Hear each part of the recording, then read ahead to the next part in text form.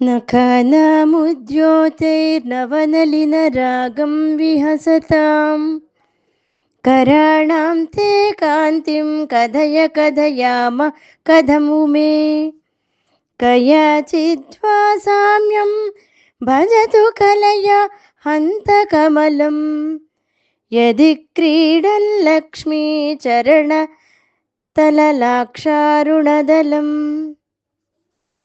ఇక్కడ ఈ శ్లోకంలో శంకర భగవత్పాదులు అమ్మవారి యొక్క హస్తములని, చేతులకున్నటువంటి నఖములు అంటే గోళ్ల యొక్క ఎర్రదనాన్ని వర్ణిస్తున్నారు.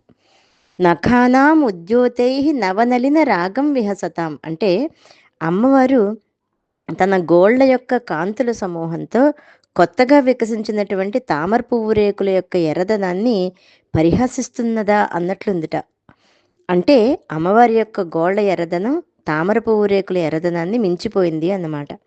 అమ్మ యొక్క గోళ్ల ఎర్రదనం ఏ రకంగా అయితే ఎర్రగా అందంగా కనిపిస్తున్నాయో అటువంటి గోళ్ల ముందర తామర పువ్వు రేకుల యొక్క ఎర్రదనం ఎందుకు పనికిరాదు అని తెలుస్తోంది ఇక్కడ.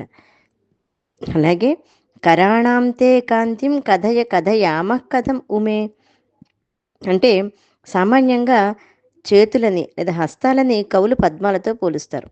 పద్మంలో ఉండే రేకుల చివరలు ఎర్రగా ఉంటాయి. అలాగే హస్తముల చివర ఉన్నటువంటి గోళ్ళు కూడా ఎర్రగా ఉంటాయి. కనుక పోలిక సరిపోతుంది. కానీ ఇక్కడ అమ్మ చేతి యొక్క గోళ్ళు పద్మపు రేకుల కంటే ఎర్రగా ఉన్నాయి. అందుకే తామర రేకులను చూసి అవి ఎగతాళి చేస్తున్నాయి.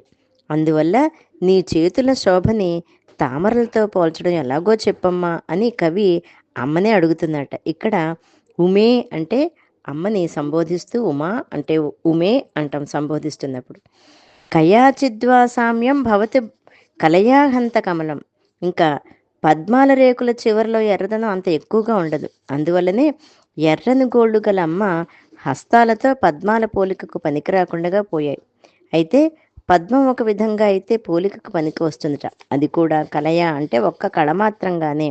అంటే 16 కళలలో ఒక్క కళతో అంటే 16వ వంతు పోలికకు మాత్రమే పద్మం పనికి వస్తుందట. పద్మం ఎప్పుడూ కూడా అమ్మ యొక్క హస్తకాంతులతో పోలికకి పనికి వస్తుందో ఈ విధంగా కవి క్రింది పాదంలో ఇంకొక మళ్ళీ చెప్తున్నారు. యది క్రీడల్లక్ష్మీ చరణ తల లాక్షారుణదలం ఇంకా అమ్మవారి యొక్క హస్తాలు పద్మాలతో కొద్దిపాటి పోలికకైనా ఎప్పుడు సరిపోతాయో శంకర్లు ఈ పాదంలో చెప్తున్నారు. లక్ష్మీదేవి పద్మంలో పుట్టింది.